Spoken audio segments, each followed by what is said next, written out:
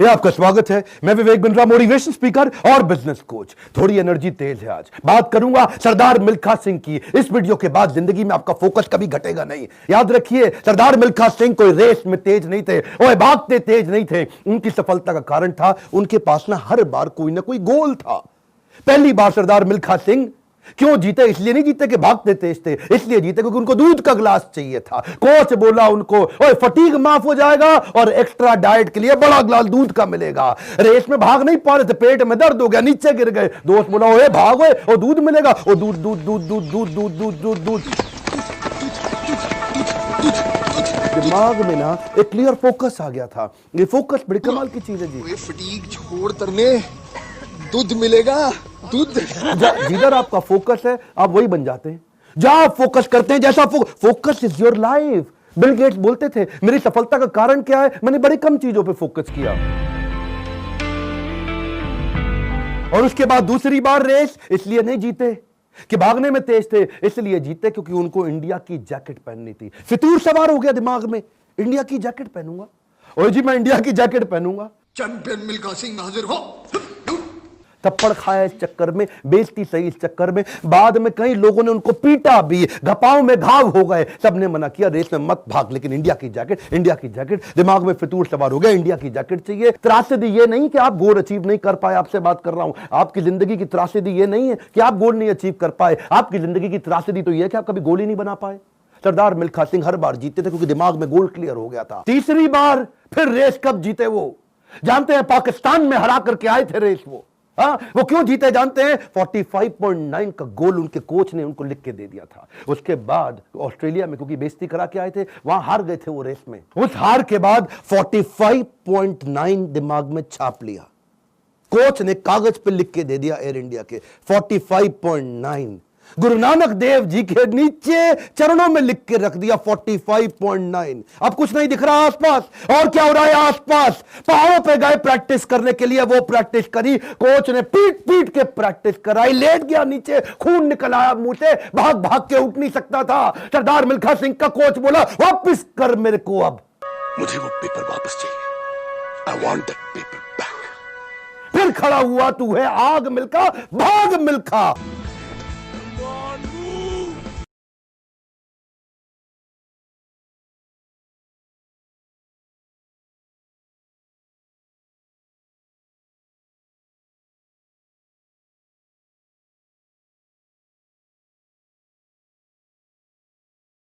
लिखो, अभी लिखो। आपसे बोल रहा हूं, आपसे फायदा नहीं। क्यों टाइम वेस्ट कर रहे हो अपना? अगर अपना 45.9 डिसाइड नहीं किया, मेरा अपना डिसाइड हो चुका है, मैं कर चुका हूं। आपसे पूछ रहा हूं, कैसे अरुणिमा सिन्हा माउंट एवरेस्ट पार कर गई? 8848 की हाइट उसको पार करनी थी। इसका 45.9 सेकंड क्लियर था। आपका गोल क्या है? हर बार वो रेस ऐसे ही जीता। पाकिस्तान में भी जब रेस हरा के आया ना, तो उसके मन में लक्ष्य था कि मेरे नाम पे एक दिन देश में छुट्टी होनी चाहिए। अपनी गर्लफ्रेंड को प्रॉमिस किया था उसने। तू देखना बीरो, एक दिन तेरे मिल्खा के नाम पे भी छुट्टी होगी। वो गोल क्लियर हो गया ना दिमाग में, है जी। पाकिस्तान में जाकर के हरा करके, और ऐसा हराया, फ्लाइंग सिख का नाम पड़ा उसका। अब मिल्खा सिंह का दूसरा लेसन पकड़ते हैं, आइडेंटिफिकेशन ऑफ डिस्ट्रैक्शन। ऑस्ट्रेलिया में प्री क्वालिफाइंग रेस में हार गया था। जानते हैं क्यों? क्योंकि ऑस्ट्रेलिया पहली बार गया था, गोरी गोरी मेमे देखी थी, डिस्ट्रैक्शन हो गया। उसको शाम को पार्टी में ले गए और वहां पे गाना गाने लगे, वुलमुल वुलमुल वॉन्डर, वुलमुल वुलमुल ओए।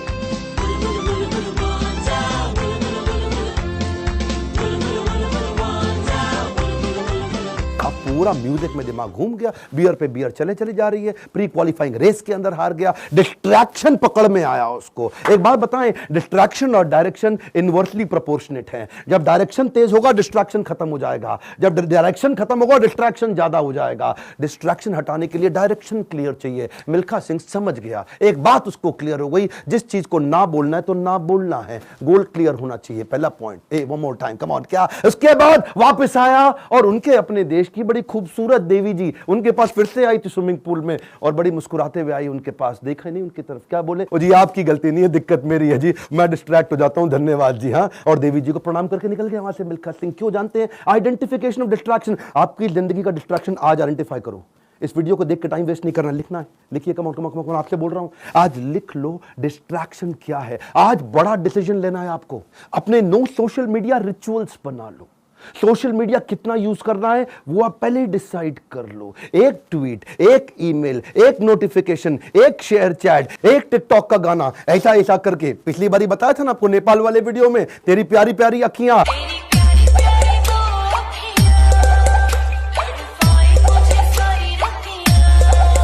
उसी चक्कर में कई घंटों निकल गए, हाथ से पूरा टाइम छीन करके ले जाएगा आपका वो डिस्ट्रैक्शन। इस डिस्ट्रैक्शन को आइडेंटिफाई करो, अपने आप को डिसिप्लिन बिल्ड करने के लिए नियम बना लो, कुछ नियम बना लो। सोशल मीडिया दिन में केवल 15 मिनट, शाम को 8 बजे के बाद मोबाइल कभी छूंगा ही नहीं, सुबह 9 बजे से पहले केवल अपने ऊपर काम करूंगा, अपने आप को ट्रेन करूंगा, मोबाइल को टच भी नहीं करने वाला। आप मोबाइल को लेकर के डीएनडी लगा दो, डू नॉट डिस्टर्ब लगा दो, एयरप्लेन मोड का डिसिप्लिन ले आओ, एयरप्लेन मोड को प्रैक्टिस करो। दिन में कोशिश करो 24 में से 16 घंटे एयरप्लेन मोड।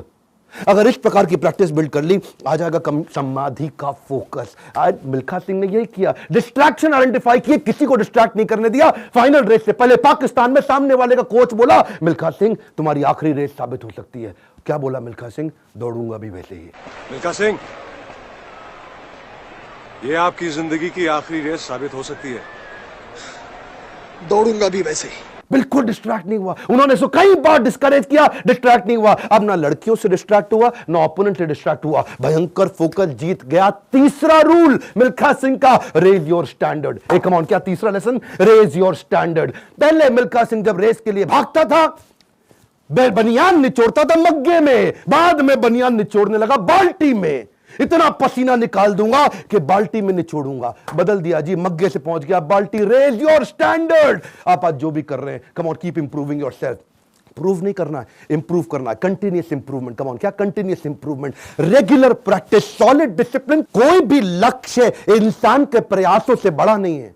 हारा तो वो है जो इंसान कभी लड़ा नहीं है। लड़ना पड़ेगा आपको। कपिल देव कहते थे सुबह 4 बजे उठने का टाइम नहीं है, स्टेडियम पे होने का है। कमान, क्या सुबह 4 बजे उठने का टाइम नहीं है, स्टेडियम पे होने का है। लर्निंग बहुत बड़ी है। मिल्खा सिंह ने स्टैंडर्ड अपना ऊपर कर लिया, अपना स्टैंडर्ड चेंज किया। आपको भी स्टैंडर्ड चेंज करना पड़ेगा। और ब्रूस ली कहता था, मुझे उससे डर नहीं लगता जो 10,000 तरीके से किक चलाता है, लात मारता है। मुझे डर उससे लगता है जो एक किक को 10,000 बार प्रैक्टिस कर लेता है। उसकी किक जब पड़ेगी तो मैं गिर जाऊंगा। अरे आपको प्रयास करना है, ये आप ही को करना है, कोई आपकी मदद नहीं करेगा। क्यों भरोसा करता है गियरों पर, जब चलना है तुझको अपने ही पैरों पर। और एक बोनस लेसन सरदार मिल्खा सिंह की लाइफ से और सुन लीजिए। आखिरी तक सरदार मिल्खा सिंह, याद है मूवी के अंदर आर्मी में पवन मल्होत्रा सरदार जी जो बने थे, उनके वो कोच को आखिरी तक छोड़ा नहीं उन्होंने। आखिरी तक उस कोच को अपने साथ चलाए रखे। सब पीठ पर आपकी थपकी है, हुटुई पे लात का नतीजा है गुरुजी। कोच, मेंटर, गाइड, काउंसलर जिंदगी में बड़े इंपॉर्टेंट है। हमेशा बोलते रहे सरदार मिल्खा सिंह, और मैं 80 में 77 रेसें जीत गया, लेकिन सारा क्रेडिट दूंगा अपने कोच को और इंडियन आर्मी को जिसने मेरे को बंदा बनाया है। बड़ा इंपॉर्टेंट है जी लाइफ के अंदर, कौन सा कोच और कौन सा काउंसलर जो आपको सिखाता है, जिससे आप